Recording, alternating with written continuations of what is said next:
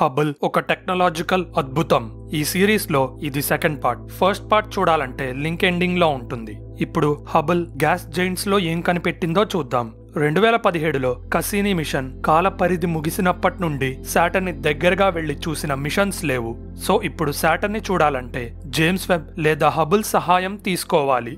అయితే హబుల్ తో శాటర్న్ యొక్క వాతావరణాన్ని మానిటర్ చేసి దాని మీద కూడా సీజన్స్ ఉన్నాయి అని కనిపెట్టారు. మరి సీజన్స్ ఉంటే తుఫానులు కూడా ఉండాలి కదా.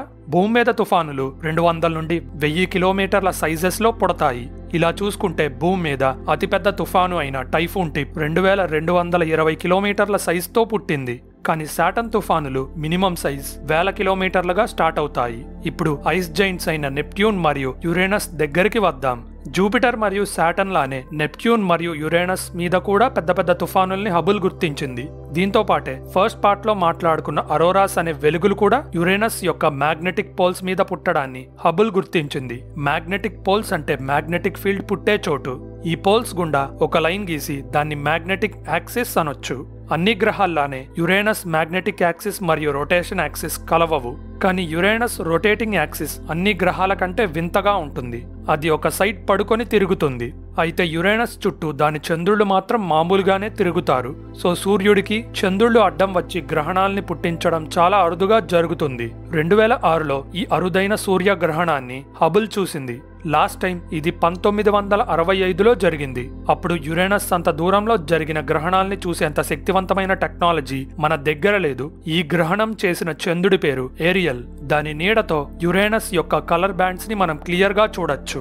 యురేనస్ యొక్క ధ్రువ ప్రాంతాలు సూర్యుడి వైపు తిరిగినప్పుడు డార్క్ షేడ్ లో ఉన్న వాతావరణం లైట్ షేడ్ కి మారుతుంది. సూర్యుడి వైపు తిరగడం అంటే సమ్మర్ సీజన్ అనే కదా అర్థం. సో అప్పుడు మాత్రమే ఫామ్ అయ్యే ఒక పెద్ద మేఘం వాతావరణం యొక్క కలర్ షేడ్ ని మారుస్తుంది. హబుల్ లేకపోతే నెప్ట్యూన్ యొక్క అతి చిన్న చంద్రుడైన హిప్పో క్యాంప్ ని కనిపెట్టగలిగే వాళ్ళం కాదు. కానీ 1989లో నాసా పంపిన వోయేజర్ 2 మిషన్ తర్వాత ప్రపంచంలోని అన్ని స్పేస్ ఏజెన్సీస్ నెప్ట్యూన్ మరియు యురేనస్ గురించి పెద్దగా పట్టించుకోలేదు. సో వాటి గురించి మనకు తెలిసింది చాలా తక్కువ. హబుల్ లేకపోతే ఆ కొంచెం కూడా తెలిసేది కాదు. దీనికి ఎగ్జాంపులే 2013లో నెప్ట్యూన్ చుట్టూ తిరిగే అతి చంద్రుడైన హిప్పో క్యాంప్ ని కనిపెట్టడం. అయితే తన సుదీర్ఘ జర్నీలో జూపిటర్ మరియు శాటర్న్ చుట్టూ తిరిగే చాలా చంద్రుళ్ళని హబుల్ కనిపెట్టేసింది. కానీ హిప్పో క్యాంప్ అనేది నెప్ట్యూన్ యొక్క పెద్ద చంద్రుడైన ప్రోటియస్ లో ఒక విరిగిన ముక్క అయ్యుండొచ్చు. 400 కిలోమీటర్ల సైజున్న ప్రోటియస్ కి ఒక దారుణమైన గతం ఉంది. దాని మీద 50 నుండి 100 కిలోమీటర్ల సైజున్న పెద్ద పెద్ద గుంటల్ని గుర్తించాం. వీటిని ఇంపాక్ట్ క్రేటర్స్ అంటారు. ఇవి ఎలా ఏర్పడ్డాయి? ఈ ఇంపాక్ట్ క్రేటర్స్ అంతరిక్ష రాళ్లు గుద్దడంతో ఏర్పడి ఉంటాయి. అలాంటి ఒక కొలిజన్ లో విరిగిన ముక్కే హిప్పో క్యాంప్ గా మారి ఉండొచ్చు. నార్మల్ చంద్రుడిలా హిప్పో క్యాంప్ రౌండ్ గా ఉండదు. అదొక అంతరిక్ష రాయిలా 35 కిలోమీటర్ల పొడవు ఉంటుంది. నెప్ట్యూన్ చుట్టూ ప్రోటియస్ తిరిగే దూరం కంటే హిప్పో క్యాంప్ తిరిగే దూరం ఎక్కువగా ఉంటుంది. ఇక చంద్రుళ్ళని వదిలేసి నెప్ట్యూన్ దగ్గరికి వద్దాం. అయితే మన సోలార్ సిస్టమ్ ని స్టడీ చేయడానికి హబుల్ ని డిజైన్ చేయలేదు. కానీ 2015 నుండి నెప్ట్యూన్ మరియు యురేనస్ ని స్టడీ చేస్తూ సంవత్సరానికి ఒకసారి వాటిని హబుల్ చూడాలని నాసా డిసైడ్ చేసింది. సంవత్సరానికి ఒకసారి చూస్తే వాటి మీద జరిగే సీజనల్ చేంజెస్ ని కనిపెట్టొచ్చు. ఇలాంటి చేంజెస్ లో 1000 కిలోమీటర్ల సైజెస్ లో ఉన్న తుఫానులు బాగా కనబడతాయి. ఇలాంటి ఒక తుఫానుని 1989లో నెప్ట్యూన్ దాటుకుని వెళ్తున్న వోయేజర్ గుర్తించింది. జూపిటర్ గ్రేట్ రెడ్ స్పాట్ లా దీనికి గ్రేట్ డార్క్ స్పాట్ అని పేరు పెట్టారు. కానీ గ్రేట్ రెడ్ స్పాట్ లా కాకుండా ఇది మాయమైపోయింది. ఇలానే చాలా పుట్టి అంతమైపోయాయి. అయితే 2018లో పుట్టిన తుఫాను కొన్ని సంవత్సరాలు చెలరేగి మాయమైపోయింది. అయితే ఈ తుఫానులు ఎలా పుడుతున్నాయో మనం ఇప్పటి వరకు కనిపెట్టలేకపోయాం. కానీ జూపిటర్ లానే నెప్ట్యూన్ మీద కూడా వాతావరణం లేయర్స్ గా ఉంటుంది. వీటిని బ్యాండ్స్ అంటారు. నెప్ట్యూన్ మీద ఉన్నవి జూపిటర్ అంత క్లియర్ గా కనబడకపోయినా అవి వేరువేరు వేగాలతో తిరుగుతాయి అని అర్థమైంది. ఇలా బ్యాండ్స్ కలిసిన చోట తుఫానులు పుడతాయి. ఒకసారి వేగాన్ని పుంజుకున్నాక ఇలాంటి తుఫానులు బ్యాండ్స్ మధ్య ట్రావెల్ చేస్తూ గ్రహం మొత్తం రౌండ్ వేయగలవు. ఈ క్రమంలో శక్తిని కోల్పోయి మాయమైపోతాయి. వింతగా హబుల్లోని అల్ట్రావైలెట్ పరికరం మాత్రమే ఈ తుఫానుల్ని గుర్తించగలదు.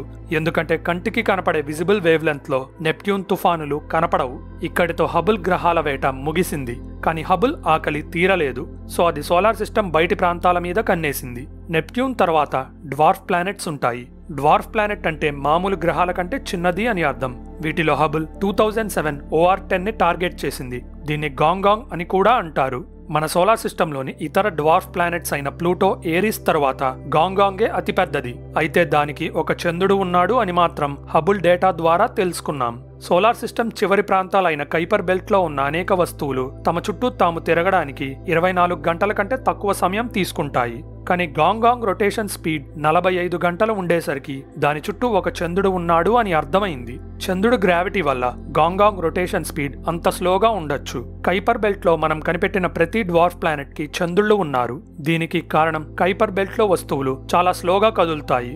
ఇలా స్లోగా కదలడం వల్ల డ్వార్ఫ్ ప్లానెట్స్ చుట్టూ ఏవైనా కొలిజన్స్ జరిగితే అవి బయటికి విసిరివేయబడకుండా డ్వార్ఫ్ ప్లానెట్స్ యొక్క గ్రావిటీలో చిక్కుకొని ఉండిపోతాయి.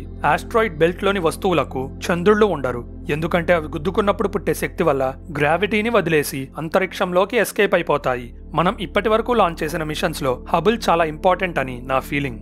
అది 2040 వరకు పనిచేసే అవకాశం ఉంది కాబట్టి తన వారసుడైన జేమ్స్ వెబ్ మిషన్ టైం ని కూడా దాటేయొచ్చు. జేమ్స్ వెబ్ ని డిసెంబర్ 2021లో లాంచ్ చేసినప్పటికీ 10 సంవత్సరాలు మాత్రమే పనిచేసేటట్టుగా డిజైన్ చేశారు.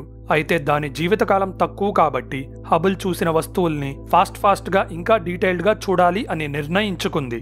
జేమ్స్ వెబ్ పరికరం అయిన నియర్ క్యామ్ జూపిటర్ ని తీసిన ఈ ఫోటో ఎంత బాగుందో చూడండి. Near cam infrared wave length లో వస్తువుల్ని చూడగలదు కాబట్టి దాని ద్వారా వచ్చిన ఫొటోస్ ఇంకా క్లారిటీగా అందంగా కనబడతాయి. ఇక్కడ జూపిటర్ నార్త్ మరియు సౌత్ పోల్స్ మీద జేమ్స్ వెబ్ చూసిన అందమైన కాంతుల్ని అరోరాస్ అంటారు. ఈ ఫోటోలో జూపిటర్ యొక్క రింగ్ సిస్టమ్ ని చూడొచ్చు. మీరు ఇప్పటి వరకు చూసిన సోలార్ సిస్టమ్ మోడల్స్ లో జూపిటర్ కి రింగ్స్ ఉన్నట్టు ఎవరూ చూపించలేదు. కానీ మామూలుగా కనపడని ఈ సన్నటి రింగ్స్ ని 1979లోనే వొయేజర్ కనిపెట్టింది. జేమ్స్ వెబ్ తీసిన ఈ నెప్ట్యూన్ ఫోటో ఎంత బాగుందో చూడండి. ఈ అనంతమైన అంతరిక్షంలో అంత చిన్నగా ఉన్న వస్తువుని కూడా జేమ్స్ వెబ్ హై రెజల్యూషన్ తో ఫోటో తీసింది. 30 సంవత్సరాల ముందు వొయేజర్ మాత్రమే అతి దగ్గరగా వెళ్లి రింగ్ సిస్టమ్ ని ఫోటో తీయగలిగింది. అలానే నెప్ట్యూన్ రింగ్ సిస్టమ్ ని ఇన్ఫ్రారెడ్ లో మొదటిగా ఫోటో తీసింది జేమ్స్ వెబ్బే. జేమ్స్ వెబ్ సాటర్న్ ని కూడా వదల్లేదు. కానీ ఈ ఫోటో మనల్ని ఏమారుస్తుంది, ఎందుకంటే సాటర్న్ లోని మీథేన్ గ్యాస్ సూర్యుడి నుండి వచ్చే ఇన్ఫ్రారెడ్ కాంతిని మొత్తం అబ్జార్బ్ చేసుకుంటుంది. సో అది డార్క్ గా కనబడుతుంది. కానీ దాని రింగ్స్ లో ఉండే ఐస్ ఇన్ఫ్రారెడ్ కాంతిని రిఫ్లెక్ట్ చేసి గ్రహం కంటే కాంతివంతంగా కనబడుతుంది. ఏదేమైనప్పటికీ జేమ్స్ వెబ్ మరియు హబుల్ మధ్య పోటీ లేదు, ఎందుకంటే అవి చూసే వేవ్ లెన్స్ వేరు. హబుల్ తీసినంత క్లారిటీగా జేమ్స్ వెబ్ ఫొటోస్ తీయలేదు. అలానే జేమ్స్ వెబ్ గుర్తించగలిగినన్ని వేవ్ లెన్స్ హబుల్ గుర్తించలేదు. జేమ్స్ వెబ్ నెక్స్ట్ ఏం చేస్తుందో చూడడానికి సైంటిస్టులు వెయిట్ చేస్తున్నారు. కానీ వాళ్ళు హబుల్ యొక్క గొప్పదనాన్ని మర్చిపోలేదు. మనం కూడా ఈ రెండిటి మధ్య పోటీ పెట్టకుండా కావాల్సినంత నేర్చుకోవడానికి చూడాలి. ఇలాంటి ఇంట్రెస్టింగ్ స్పేస్ ఫ్యాక్ట్స్ గురించి తెలుసుకోవాలంటే మన ఛానల్ సబ్స్క్రైబ్ బటన్ నొక్కి బెల్ ఐకాన్ క్లిక్ చేయండి. ఈ ఇన్ఫర్మేషన్ అందరికీ రీచ్ అవ్వాలంటే వీడియో లైక్ చేయడం మర్చిపోకండి.